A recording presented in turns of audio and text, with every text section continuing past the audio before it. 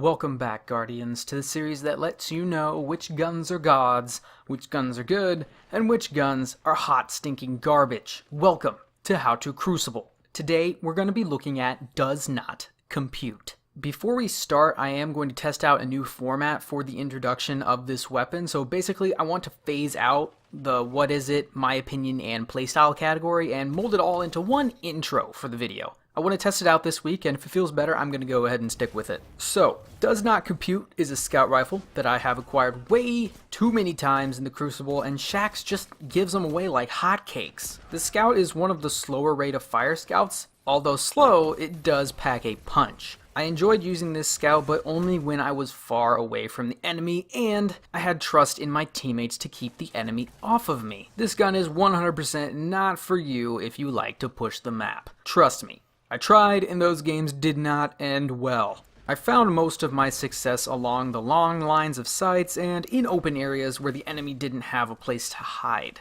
As for my overall statement for the gun, it is good. I had tons of success.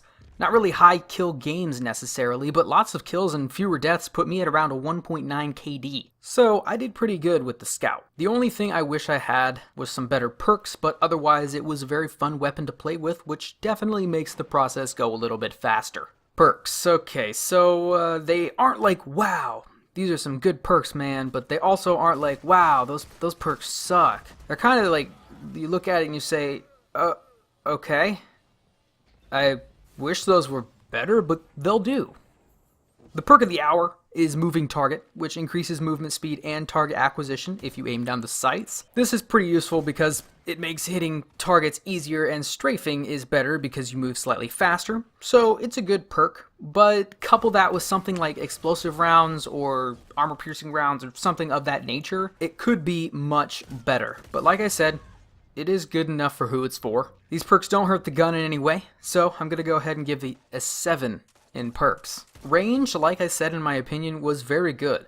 I felt very dominant with the damage output that this gun is putting out across the map. 3 shots to the dome was a kill, which makes this thing lethal if your enemy is careless and runs out in the open. Like I said, with the playstyle, it is much easier to use this gun at longer ranges because it's a scout. The weapon's speed and hipfire aren't all that great for close encounters. So I'm going to give this gun a 9 in long range. Short range is another story. I found that it was garbage versus players who took advantage of my short range capabilities. There are a lot of good players in the Crucible, and when those players figure out that I wasn't changing weapons whatsoever, they started to push me. This gun is not built for these types of fights, so I was starting to get targeted once I started doing well. Enemy teams would quickly figure out my strat and counter it quite effectively. I tried everything I could, but once they started countering me, I didn't really have a chance, and the kills slowed down from that moment onward. So I'm going to go ahead and give this gun a 4 in short range. Now, like I said before, I ended with a 1.9 KD, so obviously I did well. After the 15 matches, I came up with about 223 kills and 116 deaths.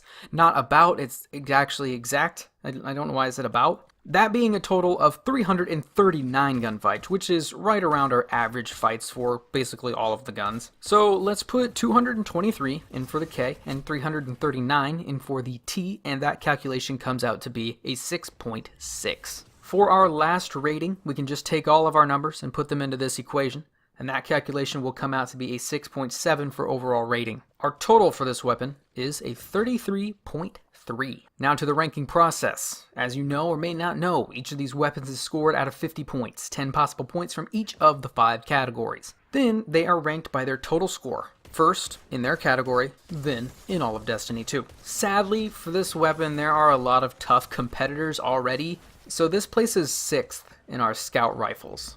With guns like the Mida and the Manannan SR4, it's down to the 10th of a point, literally, in this area with the scout rifles. In all of Destiny 2, we are looking at a 16th place spot, just out of the top 15. There you have it. Another one down, so many more to go. Thank you guys for tuning in to another How to Crucible. If you liked the video, go ahead and Nova Bomb that like button. And if you're new, join us, hit the subscribe button. You can hit the bell too if you want. I don't care about the bell. Just hit the subscribe button, bros. And yeah, we got a whole bunch of guns. There's a crap load of guns in Destiny 2. And so as I do these Destiny 2 reviews, I hope Destiny pulls a the stick out of their butt and figures out what happens. And by the time, next year rolls around, we might have a successful game. So, yeah, stay tuned.